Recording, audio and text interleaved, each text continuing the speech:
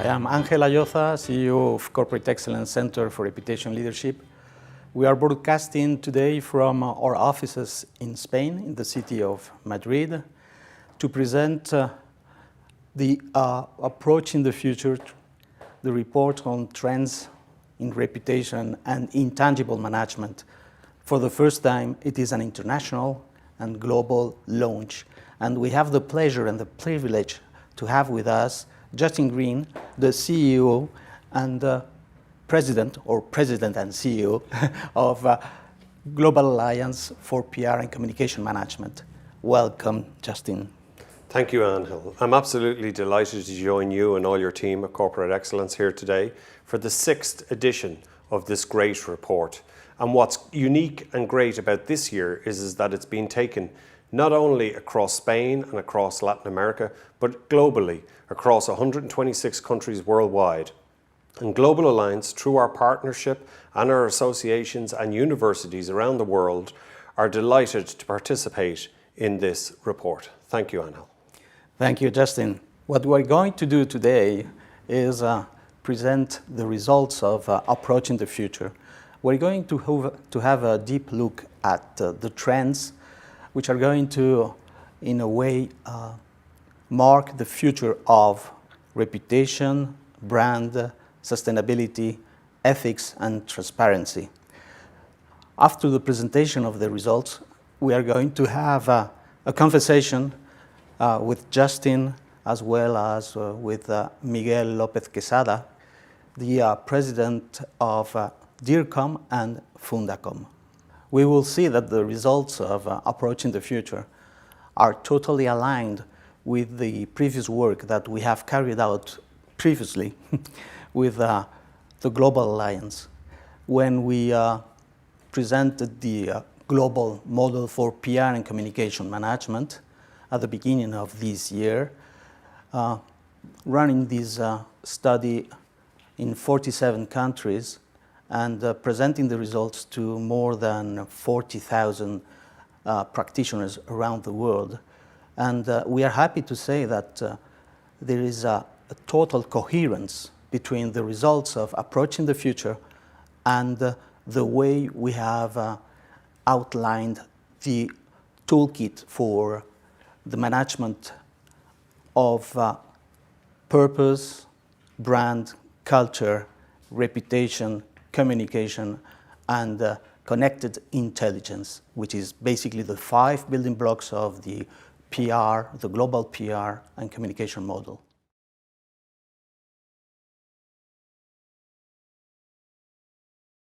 Well, now it is time to have a deep look at the results of Approaching the Future, trends in reputation and intangibles asset management. I'm going to follow up this presentation together with Dr. Clara Fontan, the director of this study. Welcome, Hi. Clara. Hi, thank you so much, Angel. I'm really happy to be here today to talk about the trends in reputation and intangible asset management. So let's start by a very short introduction about who we are. Corporate Excellence Center for Reputation Leadership.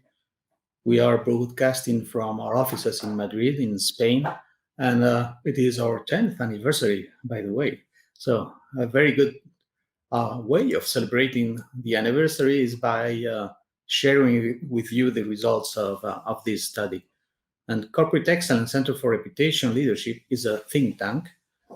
If I may say, it is an accelerator of innovation, research, training, and applied knowledge in the field of intangible assets and resources. We exist thanks to the generosity of 25 major companies, both in Spain and Latin America. It is not a closed club. We are open, obviously, to other organizations willing to participate in this idea of improving the excellent management of the intangibles in companies. The way we do this is by collaborating. The open innovation process that we follow at Corporate Excellence where 25 of the major companies are represented by more than 700 executives working in the field of brand communication, reputation, sustainability, which, by the way, are the titles of what I refer when I talk about intangibles. Those companies and executives are connected with academics and with consultancy firms all over the world, specialized in those intangible assets. So that's a way we produce innovation and research, and that's the umbrella where Approaching the Future was born. It is an annual applied research created by us in collaboration with a consultancy firm, Canvas Estrategias Sostenibles, Sustainable Strategies. And the purpose of this study, and it is now the 6th edition, is to have a clear picture about the trends in managing reputation, brand, sustainability, ethics, and transparency. And at the same time, together with this analysis year by year, what we get is the trends over the last 6 years. The methodology that we follow is a methodology which combines different ways of gathering information. The first one is the consultancy with, let's say, more than 400 sources of information, together with the consultancy firm, as I said, Punto de Fuga, which allows us to have a combination of external resources and a way of analyzing in a qualitative method the perspective and trends in society. Together with these two initial analyses, this year we have decided to have in-depth interviews with 8 experts specialized in the issues that we cover in the report. We did that. We added this qualitative phase with experts because we want to foresee the future. And that's the way of having a view of the experts regarding the trends of the future. The quantitative phase of the research is based on a survey with 500 executives in Spain, Latin America, and other countries. And together with this, when we analyze the opinions of those executives, we needed to complement this with the views of the citizens.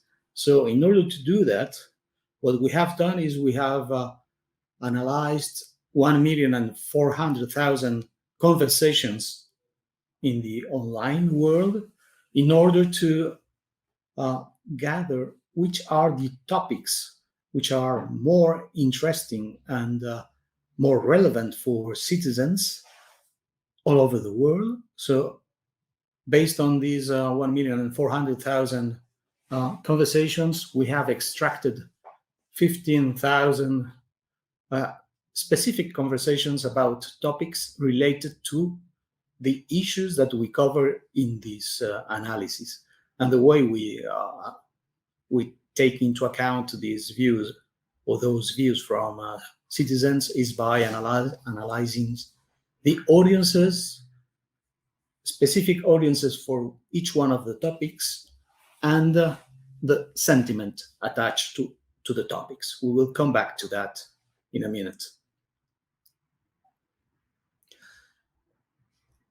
In this Approaching the Future, as well as in the past editions, we have research partners specialized in the analysis of online conversations, as well as in sociology and for the results and the design of the questionnaire and the survey.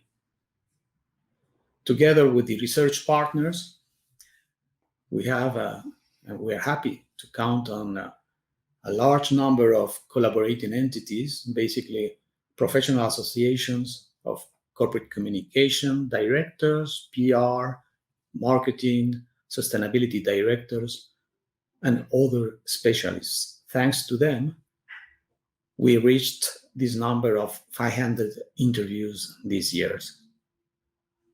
And now we're going to see, thanks to Clara, the main results of 2021. Yes, so now we are going to go on knowing the key findings of this edition.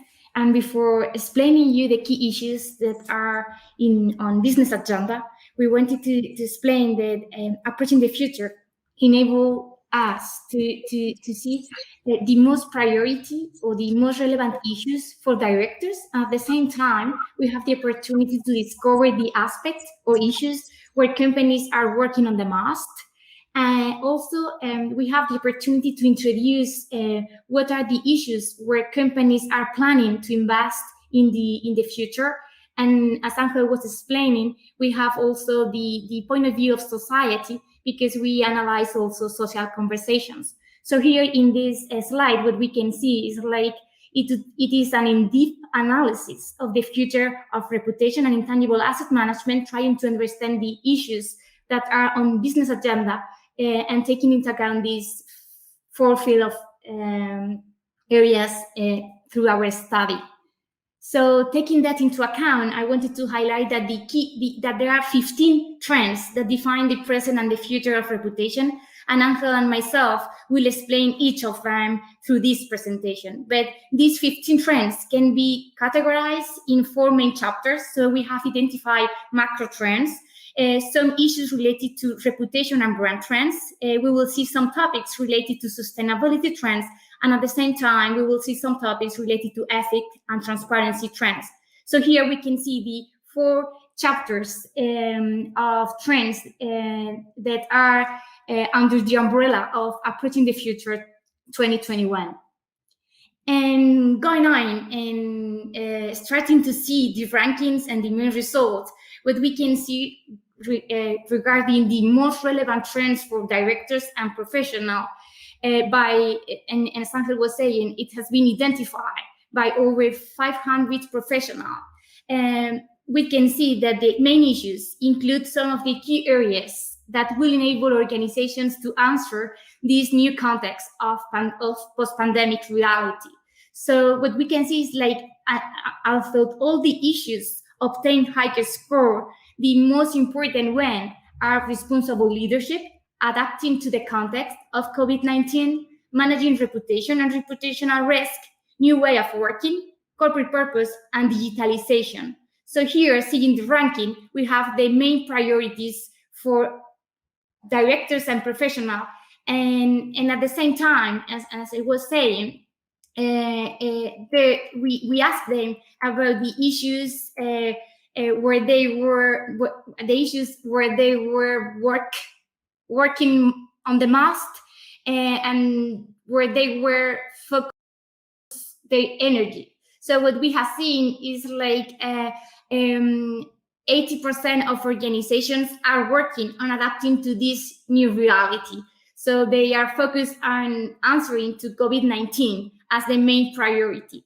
Also, what we can see is like they are trying to promote or to improve the digitalization of their organizations and promote new model of communication. We will highlight that through our presentation as a key issue, this idea of communication as a strategic tool to answer this new context, as a new element that we need to put on business agenda. And also the other key issues where they are focused on are related to how to manage intangible assets. So we can see in the 4th position, corporate purpose, activation, in the 5th one, managing reputation and reputational risk and cybersecurity. Yes, to highlight the most important issues where they are working on. But to understand the relevance of these issues according to their opinion, and also where they are planning to invest in the future, we have this chart, and Angel will help us to understand the relationship through this chart. Yes, we have seen the answers to 2 questions. The first one was the importance of each one of the 15 issues. So we have this information in the horizontal axis. At the same time, in the second question, we ask those directors to tell us where they will be willing to invest now and in the future. So that's the vertical axis where we have this importance in the future or the way they are approaching each one of the topics. I think it's a very interesting analysis because we don't have only the assessment on the importance of the topics, but at the same time, we have an information about the commitment of those directors to undertake actions regarding each one of the 15 topics. So what are the results? The results are telling us that obviously the most important thing, and at the same time the major investment at the moment, is adapting to the COVID-19. No surprise. But at the same time, we have information here which is quite interesting regarding the future of those companies after the pandemic. They are telling us that basically what they are looking for is for a new way of leadership, what they call responsible leadership. We will come back to each one of those concepts in the next slides, but just to highlight the topics, it's responsible business, new ways of working, the increased importance of reputation and reputation risk management, corporate purpose, cybersecurity, and a very special and interesting topic, which is the new ways, the new communication models. And I am stressing this point because it is the first time in the last 6 years that we see reputation appearing as one of the strategic issues, not only to be managed today, but also in the future. So those are the main topics.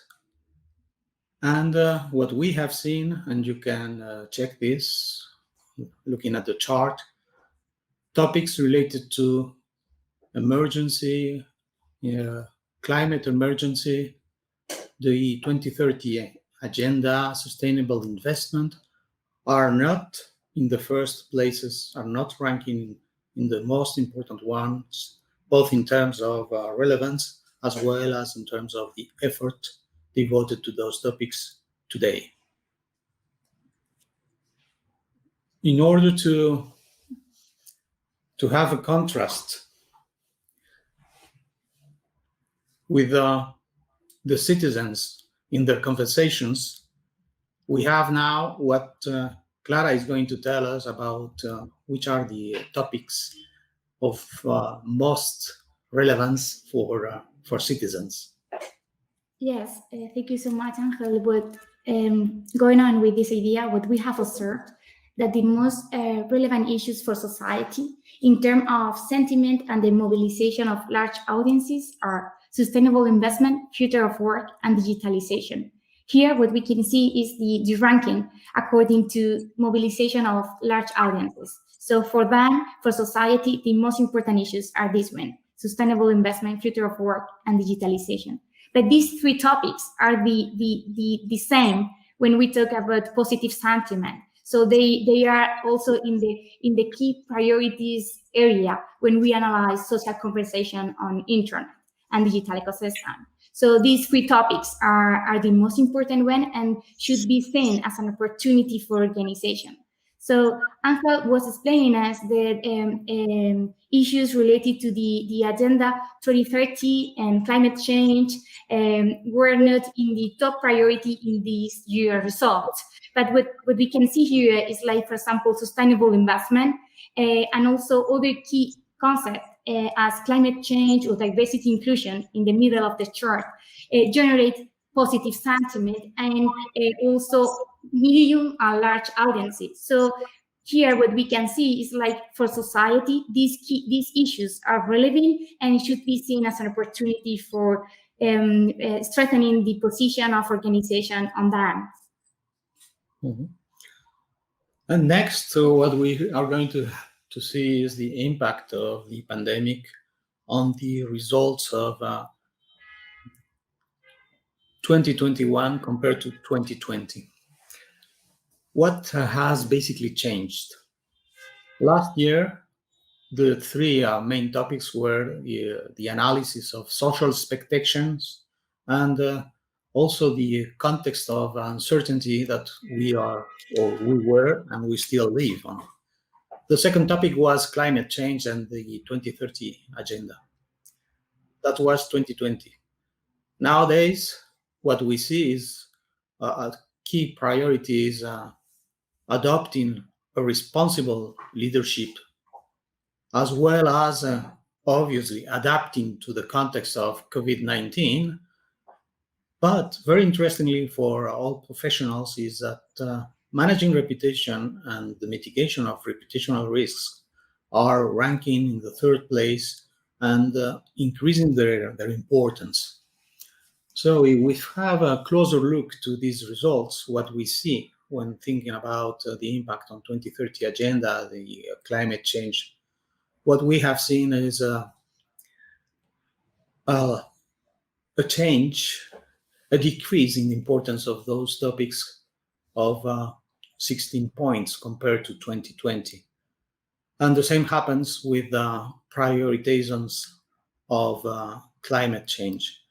And because we wanted to contrast those results coming from the survey with the opinions of our experts in the qualitative phase, what we can say is that those topics, both the 2030 agenda as well as climate change, even if we have seen a decrease during this year's result, are two strategic topics which are going to be here after the pandemic. The next interesting result relates to corporate reputation and communication management. What we have seen is that there is an increase in terms of companies working on reputation, moving from 22% to 34%, and also a topic which is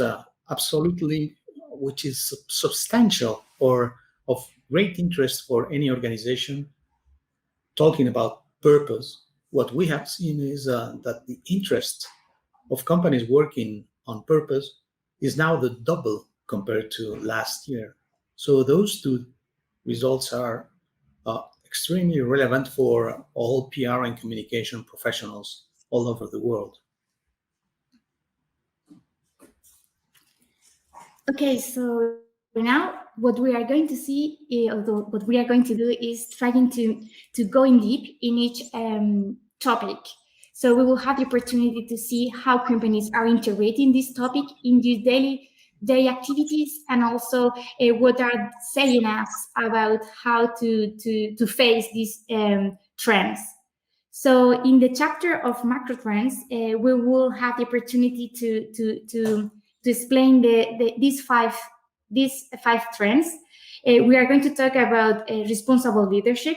It's important to understand this concept as a new way of living today. We will talk about adapting to the context as another issue, as another topic on business agenda. Corporate purpose will be the third macro trends identified in the study.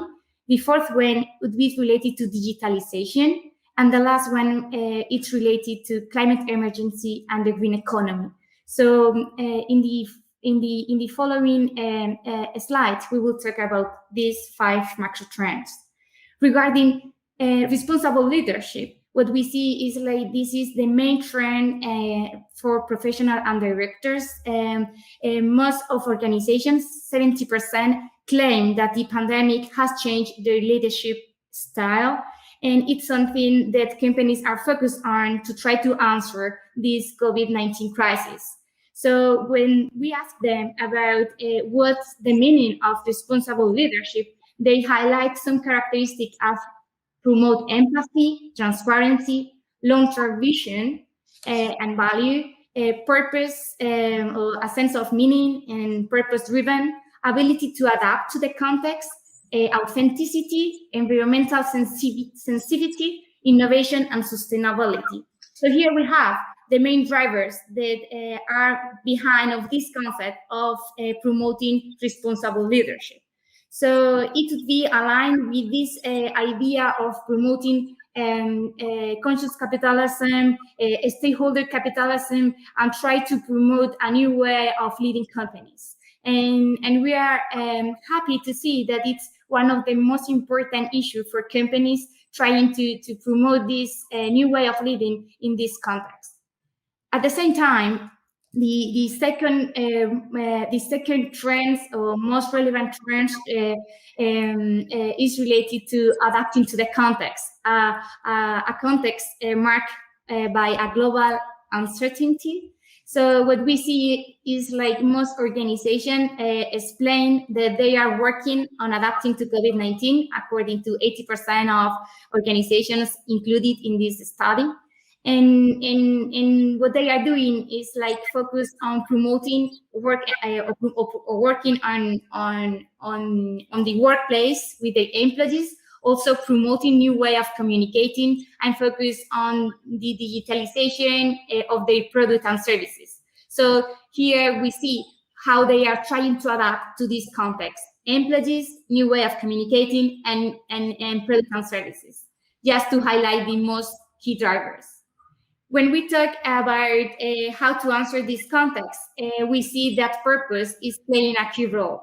So the challenge that we are seeing here, according to this edition result, is related to how to promote or to pass from definition to activation. So purpose is playing a key role as a strategic tool to promote massive transformation internally inside of the organization, but also to be more agile to answer the phases or the challenges that organizations are facing. So we are seeing that most companies claim that they have a purpose and they have already defined their purpose. But then when we ask them about if they are working on the implementation and the activation, we see that not all the companies are working on defining values aligned with the purpose to promote behaviors aligned with the purpose through all the employees, also aligning the brand platform. And also what we see is like most companies say that they have a purpose, but when we discover how they have defined the purpose, they have followed traditional processes instead of a participatory process where you have the opportunity to take into account the opinion and expectation of all your stakeholders, internally and externally. So this idea of how to activate the purpose is something that you can discover inside of the research, and you will see that companies are saying that the most important issues to implement it and activate it is related to integrate it in the business strategy. It should be understood as a fundamental basis of the strategy, brand positioning or the brand position of the, and also the how to activate it through communication with all the stakeholders. The next trend is related to digitalization. We have said that this is one of the most important topics for organization in this new context. And when we ask them, what we see is like they are trying to promote digitalization internally with their workplace, in the workplace, promoting collaborative process, introducing new digital tools inside of the company. But at the same time, they are trying to work on digitalization with clients and also developing new digital products and services. So here is how companies are trying to integrate the digitalization in their activities. And the last trend that I would like to highlight inside of this chapter of Macrotrends is related to climate emergency and the green economy. As Angel was saying, it was one of the top priority in the last edition. And what we can see here is like in this edition, companies have focused on adapting to the context and promoting responsible leadership. we can see that responsible leadership is directly aligned with climate emergency. But the thing is that when we ask them if they are working on responding to the climate emergency, we see that only 25% of companies are saying that they are working right now on that. However, we see, as Angel was highlighting, that it will be a key priority for the future, or for this model of the future-ready company, taking into account the opinion of experts that has been consulted in this report. And the main challenges that they are having to promote or to answer to the climate goals are related to the lack of resources, the lack of funding, and also sometimes the insufficient coordination inside of the company between the different business areas. Now, what we are going to see is the results of reputation, brand, and communication trends. So the three more important intangibles. We are going to see how there is an increase in the importance of reputation in terms of measurement and reputational risk mitigation. We are going to explain a little bit more about the importance of communication, and then the role of brands, both in terms of activism and in terms of alignment with employees when we talk about the challenge of the remote work. So let's start by talking about reputation. The first thing is that 70% of the companies are telling us that it is a topic which is now more important than last year. And when we have a closer look at which are the pillars or the dimensions which are more important to build reputation, there is a change if we compare last year to this year. So last year, the basic dimension for building reputation was products and services. The second one was performance and the corporate behavior, and the third one was leadership. Today, we have seen an important increase in one of the dimensions of reputation, which is the way you deal with your employees and the work environment. In the second dimension, we have products and services, and leadership in the third place. If we talk now about the next slide, where we see the challenges of reputation measurement, what we see is that basically the respondents are interested in using reputation as a way of responding to expectations and demands of their stakeholders, and at the same time managing, identifying, and managing their reputational risks. So those are the two key topics when thinking about reputation. And what we have in the next slide is what we have seen previously. So the emergence of communication as a fundamental tool.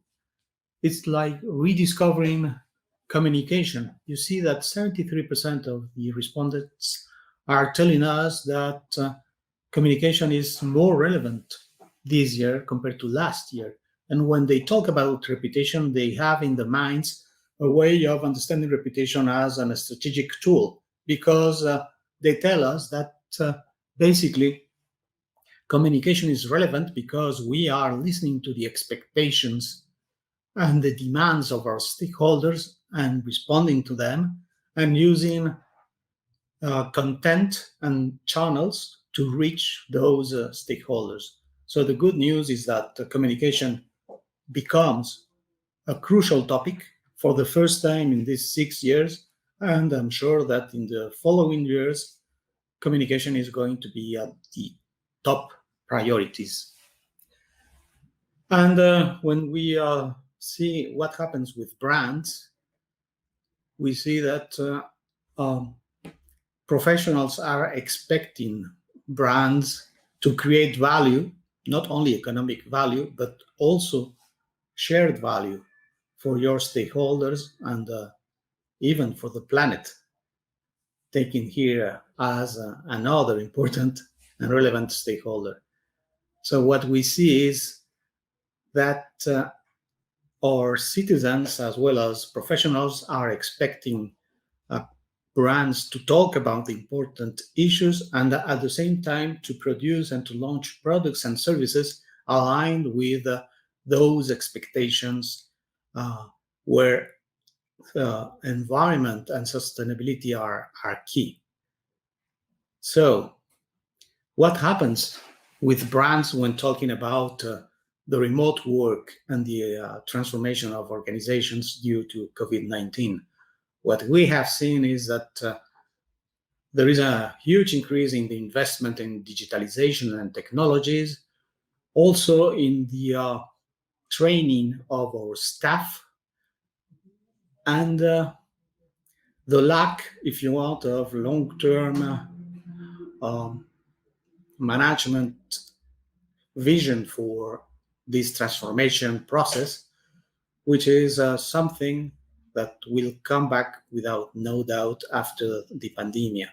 So the role here of the brand regarding the employees and the remote work is basically making sure that we align our employees or the purpose of our employees with the corporate purpose of the organization.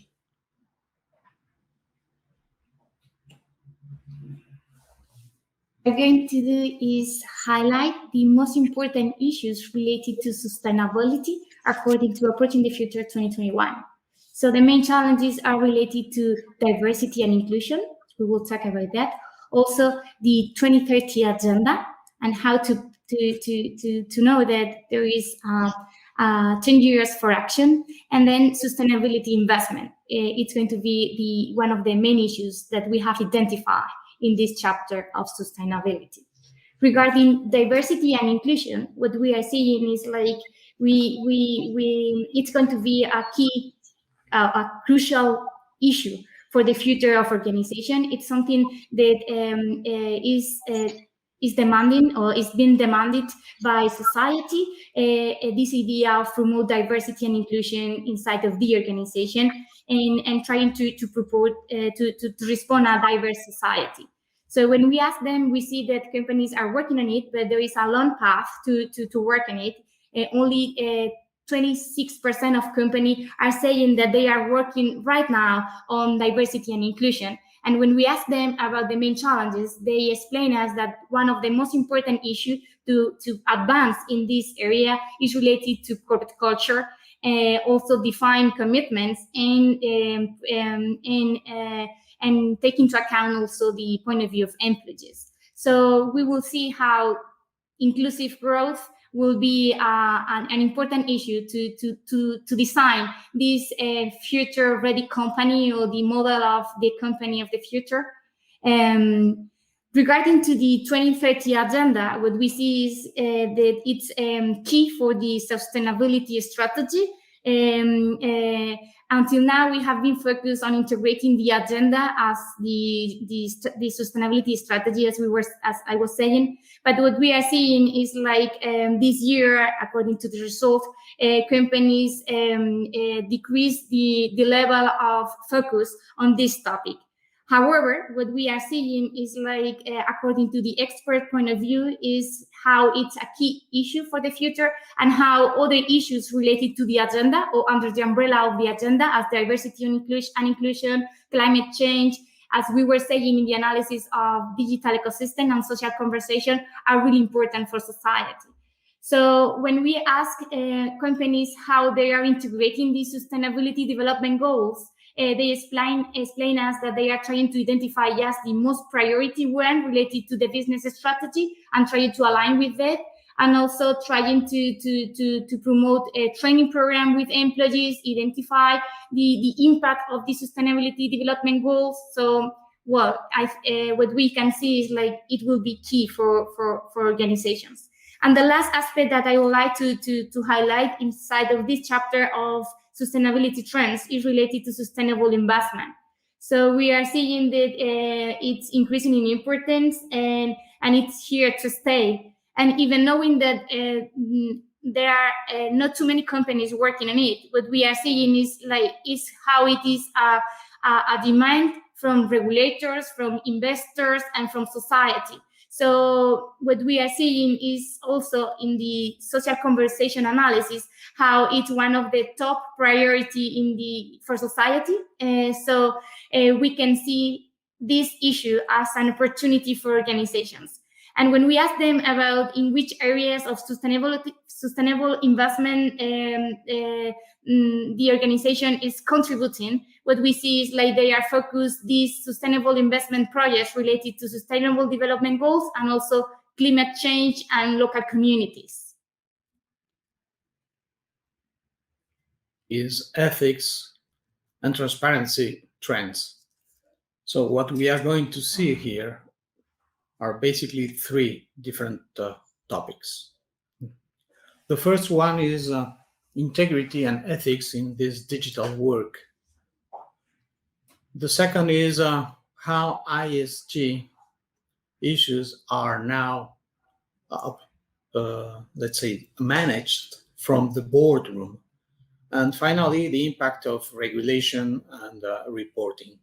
So if we start by integrity and ethics in the digital world, what we see is that obviously technology has helped us in remaining connected despite of COVID-19.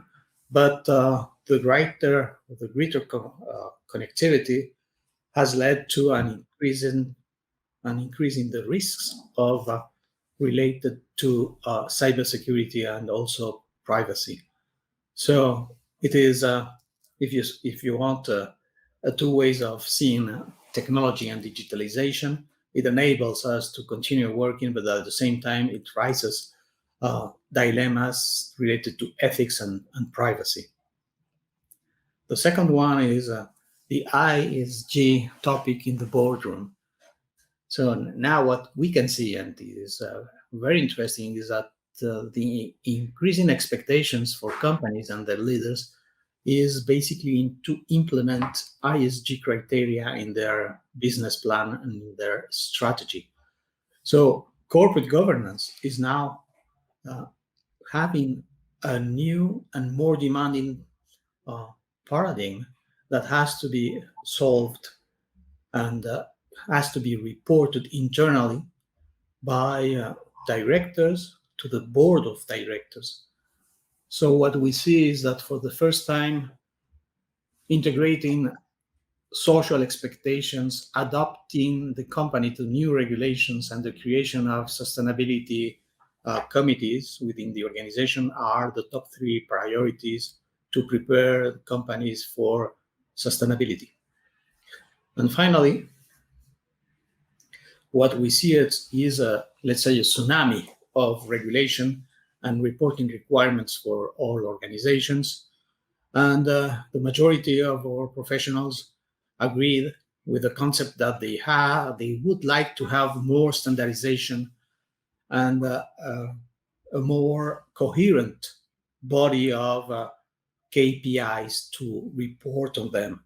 And the good news is that we are advancing on this requirement of companies and organizations, because we have seen very recently the merger of two very influential organizations, the Integrated Reporting Initiative and SASB, merging into one single organization, the Foundation for Value Reporting.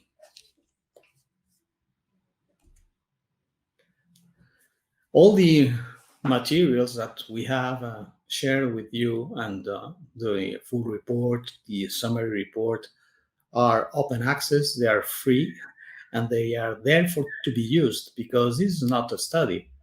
This is not a report. It is a management tool to see how your company, your organization is doing, following the different steps and the different topics that we have covered in this summary presentation. So it is a tool to help you in managing the reputation and the rest of the intangible assets in your organization. And the next phase of the survey is yours. We would like to ask you for help because you need your feedback. You have seen that Clara has presented the top 15 trends in general, but now what we would like to have is your own ranking in your own country and for your own organizations. So please, Clara, tell them what to do next. Yes, as Angel was saying, now we need you. And so we have prepared this survey. All 3 questions is all we need from you. It's a really brief survey, and it's available in this link. But you can make a picture with your mobile phone and go there directly and share with us your opinion. So what we are going to do is develop a new key findings result, trying to understand these trends with a global perspective, and we will take into account countries and your opinions. And for doing that, we will have the opportunity to develop this survey in partnership with Global Alliance and with all Global Alliance members. And for your contribution and for making an award for your participation and being part of this project, we have organized a giveaway for all the participants of the survey. So the winner will receive a signed hard copy of 2 main handbooks. And it's related to corporate reputation handbook and also purpose-driven organization. Both handbooks are related to some issues that we have been covered today, and we see that they are related to one of the main drivers for the future model of companies. So this is the prize that we have designed for you, and here you have the link. And from here, Angel and I and myself, what we want to give you is special thanks for participating. Yes, please participate, because together with this giveaway, the most important thing is that Clara and me and myself, we are going to come back to you and tell you which is the adaptation of the top 15 topics to each region. So please, we need you in order to come back to you with this relevant information. So thank you very much indeed. And if you have any questions, please, you have here an email address, and we can continue this conversation. Thanks again. Thank you so much. See you soon.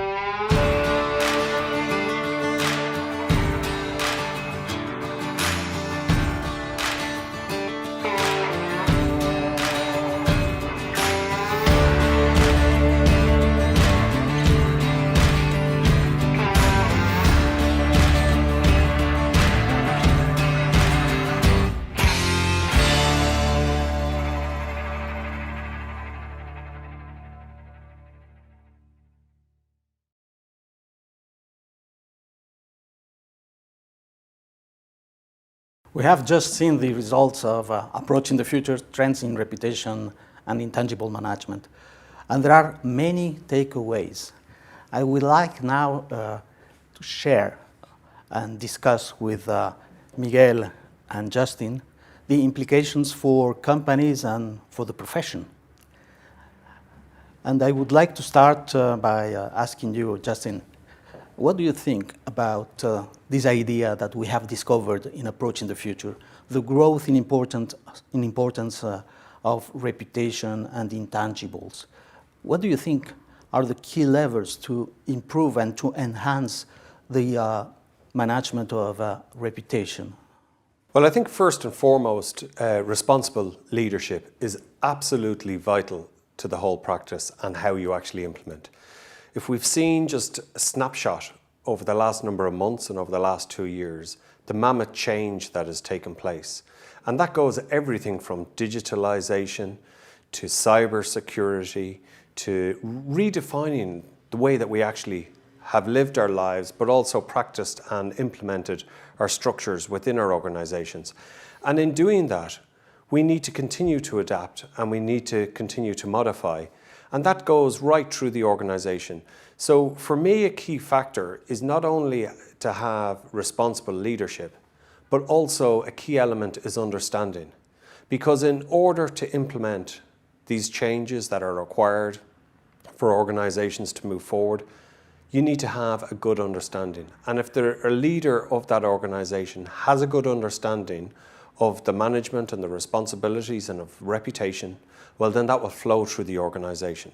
And for a communications director to work with a CEO who has a great insight into those elements, it needs to be a dynamic pair in implementation. And I suppose for me, when you look at diversity and organizations that we've seen change over recently, particularly over the last number of years, for me, diversity is not just a tick box exercise. Diversity needs to be much more. It's also about inclusion and equality. And it's not about having just a gender balance. If you have a gender balance on a board, it doesn't stop there. You need to look at the way that diversity and inclusion is implemented within your organization. Mm-hmm. You need to look at the equality and of all. And it's not just by having different colors, races, religions within your organization. It's actually looking at how they are treated, how they work together, how they unify and how they move it. And only with that, when we look at it and we look at a $65 trillion industry, intangible assets are worth. And that is phenomenal around the world. So it just shows the importance of it and of reputation management. So for me, they would be the top line items. And I've personally seen it in my own country, in Ireland, where we have had a lack of investment in our national health system in a cyber attack. So cybersecurity now is more important than ever as people are more digitalized and are working from home. And with that cyber attack, it brought the whole health service to a stop in the middle of the worst time ever, a pandemic. So the lack of investment, the lack of foresight, the lack of, obviously this damaged their reputation, but the lack of foresight by the health service not to implement recommendations within a particular area has actually damaged them. And that's a net result. So unless you use this report and implement it strategically, you can end up in the same position. Thank you, Justin. You have touched many of the key findings of the report. And not only that, you mentioned the way that companies are, in fact, using our report, because it's not just knowledge. They are using the report to help in their transformation path. So thank you very much. And I like this idea of fully understanding. This idea that the chief communication officer or the whatever you call the function is the connecting leader within the organization, connecting with the expectations of different stakeholders. Yeah, and just to add to that, not only the key about understanding goes beyond that, and it's much bigger. The key of understanding is actually learning and educating. And I suppose the word there, educating, and that's what they need to do. They need to educate, but not only in some cases educate, top management, but middle management, but all the workers. This report is not just for top management. Mm-hmm. This is a company-wide report. And if you bring in the whole organization into it, you will have their buy-in from the start, because the end goal benefits not just the company, but all the employees and all the management and all the stakeholders and investors, which we need in this world, particularly to ensure that each stakeholder is looked after. Thank you, Justin. There's a special point in the report.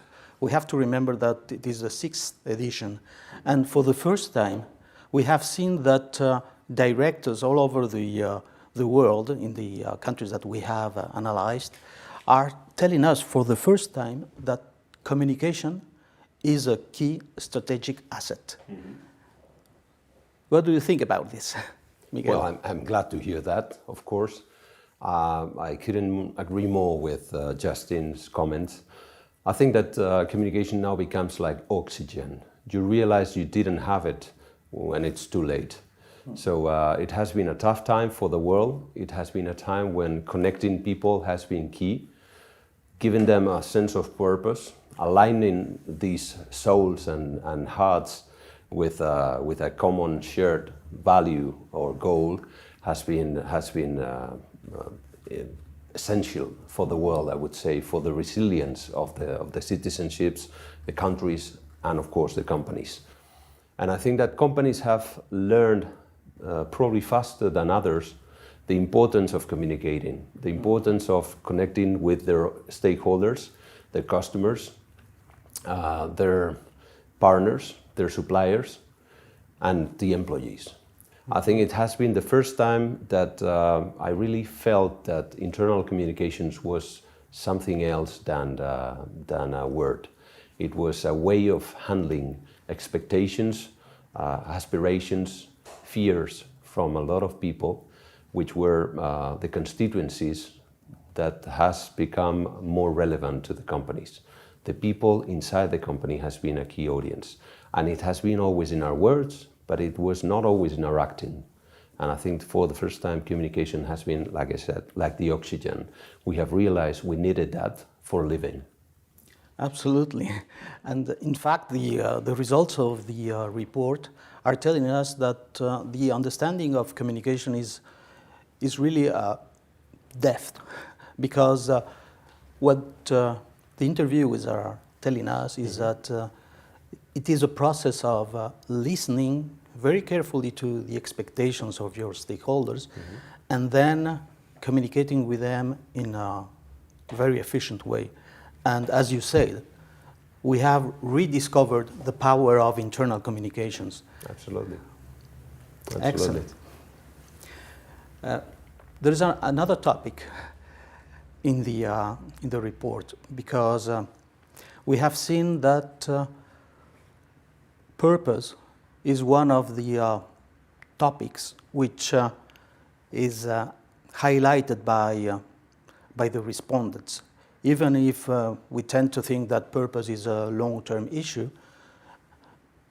the results of approaching the future have been gathered during the pandemic. But even in this case, purpose and responsible leadership is there as the two main results of the report. Why do you think that those two topics, responsible leadership and purpose, are so important now? Well, I think it's, as you outlined, it's not only just internal communications, but also corporate purpose. And what's now being defined is that we need to move away from definitions and make them activations and activated. And it's like internal communications, we need to move away from the definition, our corporate purpose, and actually go about implementation and take it to the next level. Because we've all seen around the world companies suffer from bad reputations. And as you know, it takes years and years to build them, and they can be gone in seconds. And now in the digital age, where it's all about, truth and trust are key elements, and validation is never so more important. And for companies, we have probably seen the greatest challenge, I believe, in the last 10 years is coming out of the post-pandemic for companies. People are looking to strong leadership. People are looking to strong corporate brands. We've seen it already. the companies with strong corporate brands converts into the financial elements as well. And strong brands have actually the ones that have come out most successful on the far end. And we're going to see that continue. So I would, in myself, think that this is the greatest challenge facing companies that companies have faced. There's a whole new way of life, a whole new way of working. And at this moment in time, people and employees are looking for leaders. There is a void and a gap. And I think this report sets out how that void can be filled. Thank you, Justin. Absolutely, I fully agree. Truth and trust, two words that we have to keep in mind. And we're talking about the corporate world. The corporate world has become, in some sense, the leading voice for many of the countries where the pandemic has looked into the politicians asking for some solutions, some guidance. And in many countries, the politicians have been even slower to react than the company leaders. So company leaders have become, in some way, the pioneers of a new movement, which has been, we have to do something with regard to this. There is something that we have to do. Probably after the pandemic, we will see that more corporate leaders will say we have to do something with regard to climate change, with regard to inequality, with regard to poverty, with regard to a better living for our communities. So I think the activism in CEOs is going to raise.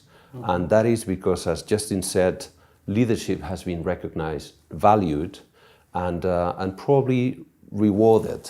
We don't see yet the results of these rewards, because some of these rewards will have to do with market capitalization. Some of these rewards will come from the recognition of these leaders, but some of these rewards will come from loyal customers and loyal employees. And I think that's a long way, that's a long run, that we will see the results coming. But probably it's because they have walked the talk.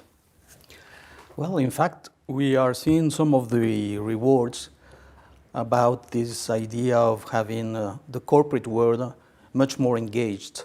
I'm thinking about the results of the last trust barometer of this year.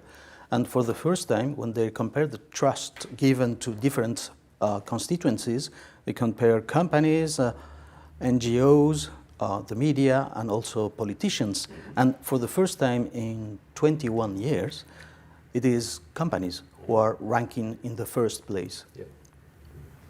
So this idea of building trust and increasing the, let's say, social and relation capital with your stakeholders has an answer in our report, because what we see is that the tool to enhance trust and this capital, social capital, is basically reputation. Mm-hmm. And reputation can be managed not only to prevent or to crisis, but also to build and to strengthen this social and relations capital.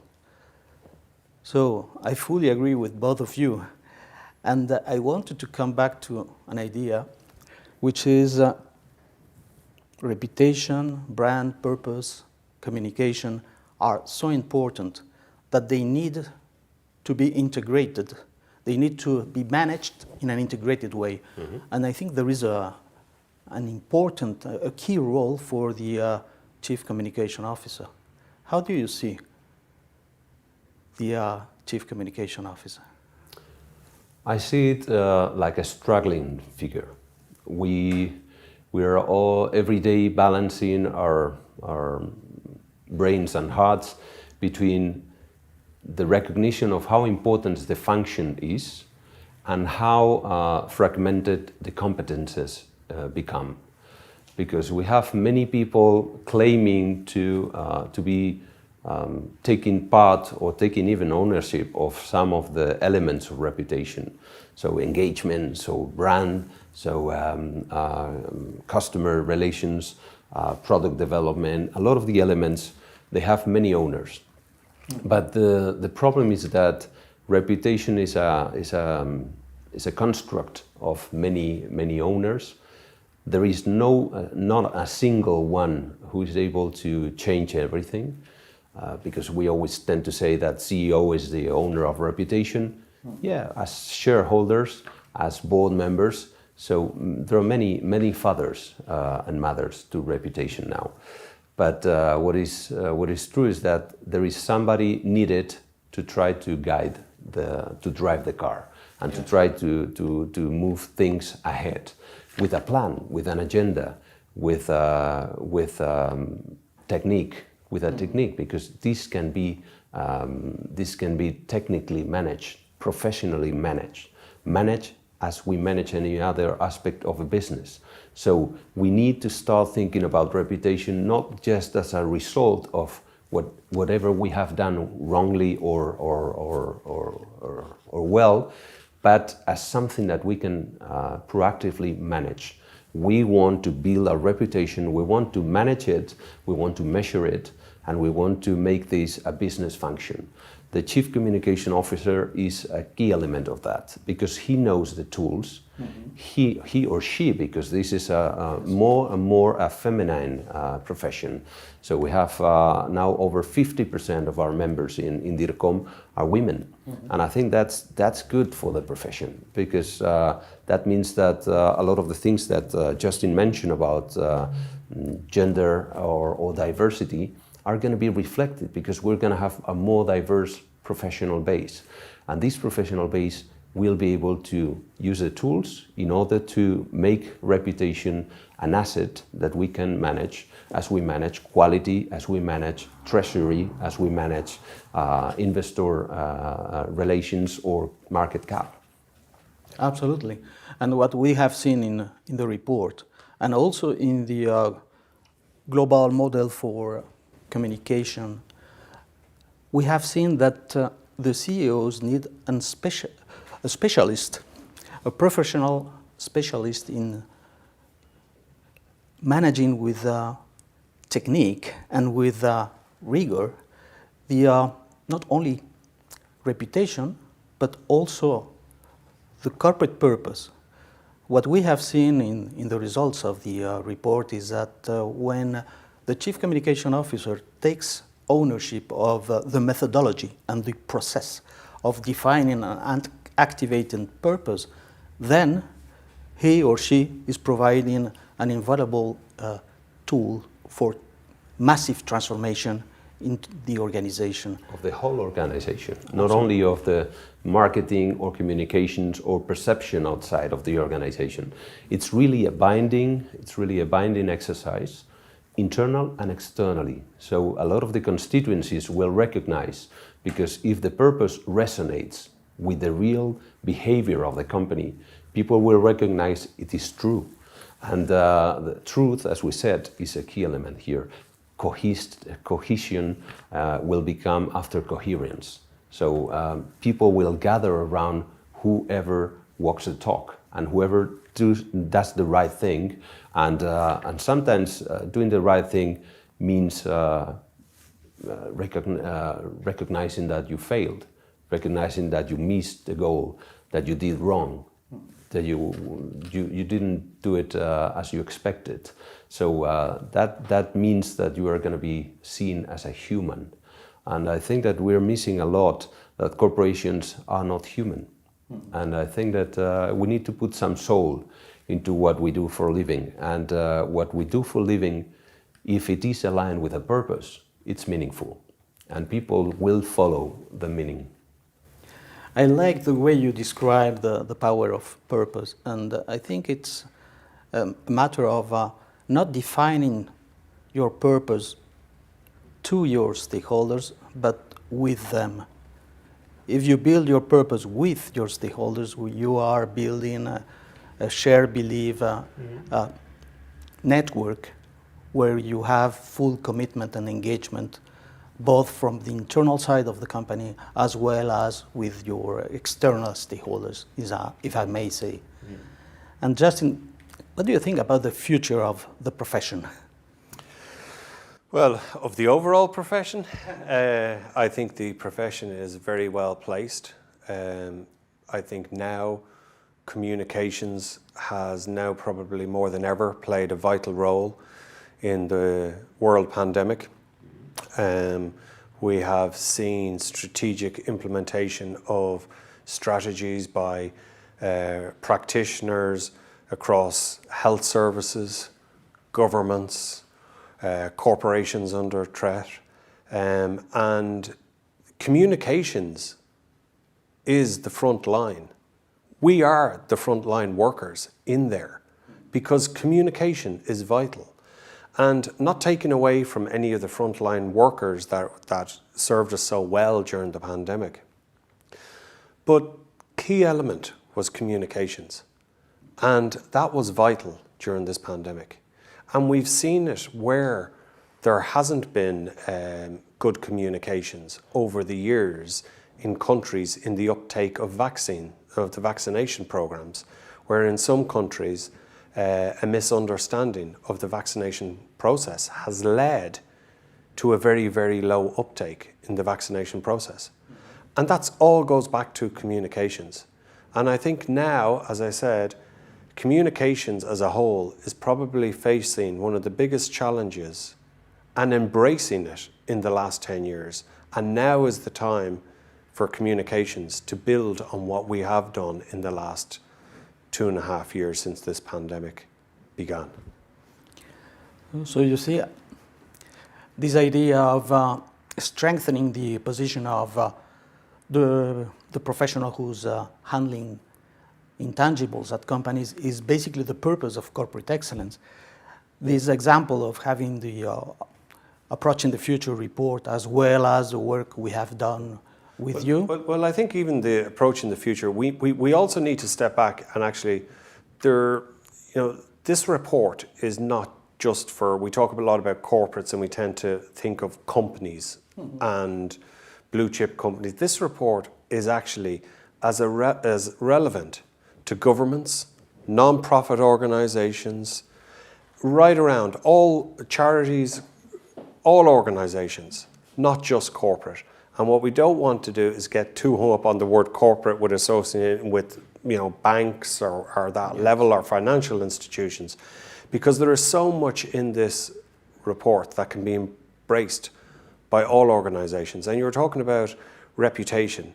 Well, we all know that the reputation of any organization actually starts with your staff and your employees as the most important, vital stakeholders.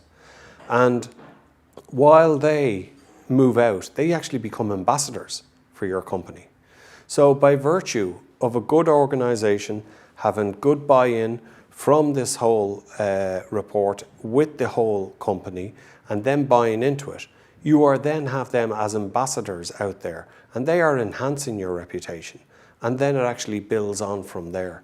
So that's why I was talking about earlier on, bring the employees, bring middle management, bring top management, because there is something here that each and every individual within an organization can identify.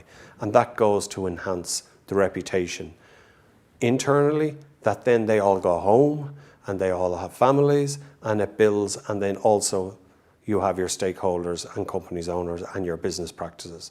But it's for me, it starts and finishes with key leadership, understanding, education, and inclusiveness. Well, I'm impressed because Depressed? impressed. Why do I say that? Because when I think about the relevance of the results of the report, as well as many other things that we produce here at Corporate Excellence, the way we try to make it accessible to anyone is by doing everything open access and free. And that's probably the reason why our contribution, I say that in a humble way, but our contribution is basically by building and strengthening our relationships with academics and with consultancy firms to be able to produce open innovation in a way that we can give full access to anyone and for free to our reports and the innovation that we manage to produce here at Corporate Excellence. I actually think that's another way of him telling us that we're not going to be paid for doing this interview. You are absolutely right. Everything we do here is... It's not for profit. No, that's it. We're doing it for the world of communications. We are doing that for the profession, and not only for companies, as you said, but also for institutions and any organization who wants to contribute to this future world after the pandemic that we need to build in alliances with all of you. And I think the role of the Chief Communication Officer is key, because it enables companies and organizations to connect with their stakeholders. That has been a key point that you mentioned.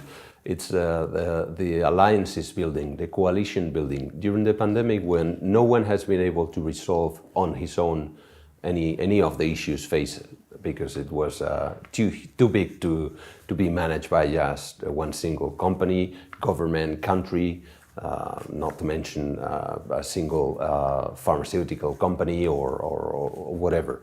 So it has been a time of cooperation. It has been a time of dialogue, of engagement to each other, and that is our DNA. Our DNA is listening, dialoguing, and finding a common ground to try to build on that common ground something together. And that we do every day internally, and we do it externally. So it has been the time when the communication director has been, in many occasions, the point of entry. I was myself in my company getting involved in bringing donations from China into other parts of the world of individual protection materials. I was engaged as well in companies who were asking how are we dealing with the safety of the employees, so we could exchange some best practices or benchmark. We have been engaged as a sector in many occasions trying to go to governments with initiatives and ideas. We have offered the companies, not just one, we have offered a lot of companies in a cooperative way to vaccinate our employees and help the governments to reach more people to be vaccinated. So I think that cooperation is a key word in our dictionary, and it has been essential during the pandemic. And I think that we are absolutely well equipped because our mindset is perfectly equipped to cooperate, and that I think it has been a distinctive point on the corporate communication or reputation or communications director function during this year and a half. I think we have been talking to people that we haven't talked before. We have been talking to companies, we have been talking to NGOs, we have been talking to anything that could be helpful. Yes, you have done a fantastic job. And I'm remembering now that 2 weeks ago, I had a conversation with Edward Freeman, you know, the author of the stakeholder theory. Mm-hmm. He wrote his book in 1984, so it's 47 years ago. And he was absolutely satisfied because he sees now this idea of having companies thinking about the long term and the value creation for all the stakeholders is now a tipping point. And the example of your company is just exactly what Edward Freeman was telling me. A company who embraces the long term and the creation of value for all their stakeholders. Well, probably it's not unusual if you think about family-owned business, because that is an element that a lot of the family-owned businesses have in common, which is the long-term view, the shared values, the need to embrace the community, and the look that they are looking into their businesses as something that they custody, that they nurture. But it's not for this generation to enjoy. It's something that they have to be taken care of, because they don't own it. They just custody it. And I think that that's something that I've recognized a lot in many of the family businesses I've come across in my life, and probably it's in the essence of the family business per se. It's looking beyond the profit and loss analysis. Yeah, absolutely. It's that whole sustainability investment, and it's all about the green economy and actually looking to that and looking the long term. And I think we've seen, as you've said, you know, Brilliant Point is a family business. You tend to think of your family first. Everyone thinks of their family first.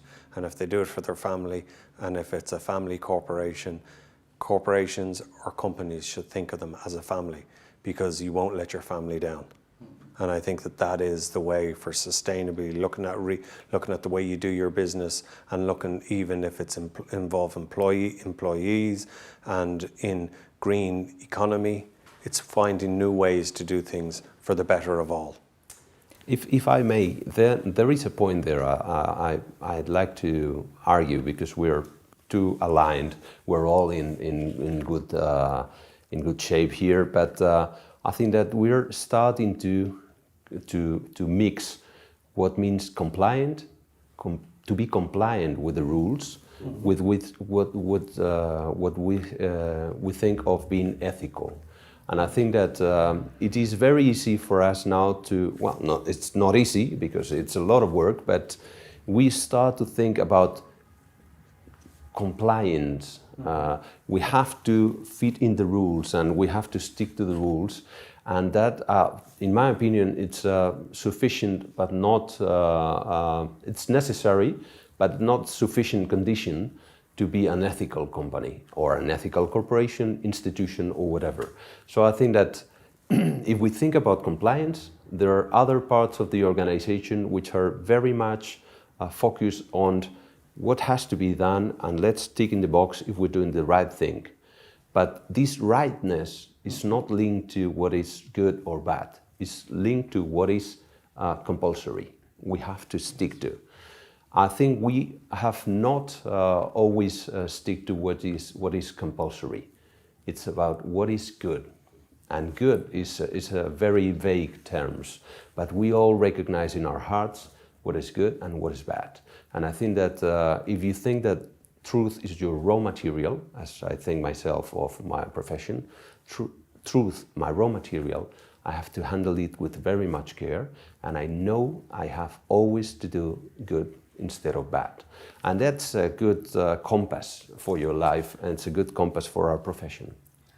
If you allow me, because I fully agree with you, I'm going to suggest a description for this kind of companies. I think you are describing purpose-driven businesses. Mm-hmm. So that's the goal. And now we have to finish, because I'm sure that we could continue for hours and hours. Yes, it's for free for sure. And was that the real thing? I thought we were just doing this as a warm-up. No, I just wanted to say to the audience that everything, the report, as well as many other materials, are open access.